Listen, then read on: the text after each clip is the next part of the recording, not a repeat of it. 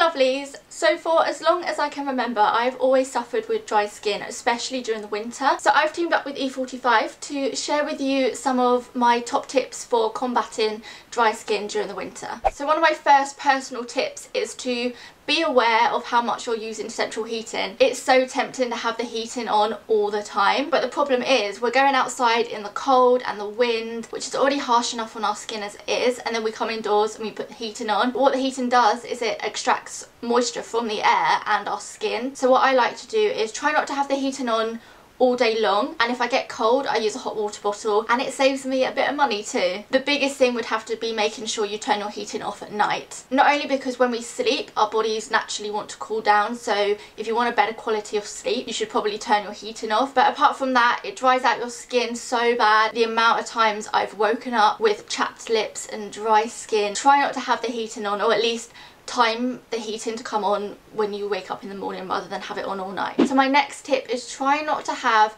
really hot baths or showers. I know it's really tempting to get in a shower and whack up the heat because you're freezing cold, but the hot water is going to strip your skin of all its natural oils. I'm not saying take a freezing cold bath or shower, but just try and turn the temperature down just a little bit. Also, if you're someone that gets in the shower and washes their hair so the water's going over their face, you definitely don't want to use boiling hot water because the skin in your face is very sensitive. I find that if I'm going to get any dry areas on my body, it's without a doubt going to be my face. Another huge tip is to use soaps and shower gels that don't have foaming agents in. I know with me, when I use a shower gel or a soap I want it to lather up loads, but the generic foaming agents that get put into soaps and shower gels is the ingredient that's going to strip your skin of its natural oils. So you're probably wondering where E45 comes into this video. They have a new Repair and Protect Overnight Hand Cream. I guess I should probably tell you a little bit about it. This is enriched with vitamin B, which helps enhance the natural skin defences and helps skin cell regeneration. So put simply, this product is best to use overnight because that's when your skin cells are repairing itself the quickest. So it just works alongside your body's natural way of repairing its skin and just gives it a little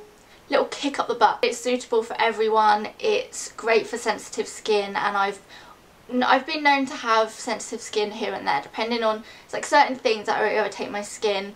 It's fragrance free, which I like before bedtime as well because you don't want a really strong perfumed product on your skin before you go to bed. So I've used this a few times already, and you're not restricted to using it only at night, but it does work best at night. So I've popped a little bit on now. So it looks like that. That is probably way too much. You only need about half of that. It's really not that thick, and I think a lot of people think to have something that's going to really moisturise your skin you need to have a moisturiser that's really thick, and you don't. It's got that E45 smell about it, but it is so subtle you really have to try and smell it. So it's lightweight, it's not greasy, it soaks in straight away. So one tip E45 gave me, and I've never thought about doing this before, but you can actually put this on your hands before you do the washing up. Put your washing up gloves on, and as you wash up, the warm water will intensify the moisturiser, so it's like you're giving yourself a little treatment as you do the housework.